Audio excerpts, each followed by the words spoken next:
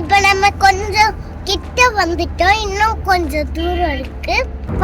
பைய கொண்டு போய் பாசை இருக்குல்ல, பாசை இருக்குல்ல, அது மேல தூக்கி போட்டா அது பாசை. நான் ஆல்ரெடி சொன்னேன்ல இது ரோட் ட்ரிப்னு. நாங்கள் பொள்ளாச்சி போகும்போது சேலம் முருகர் கோயிலுக்கு தான் போயிட்டு வந்தோம். எப்படி சும்மா ராஜா பகவத் மாதிரி இருக்க?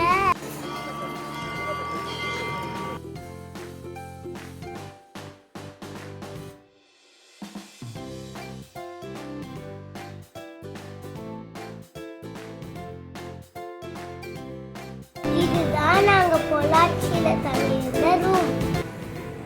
போலாமா? போலாம். ரைட்.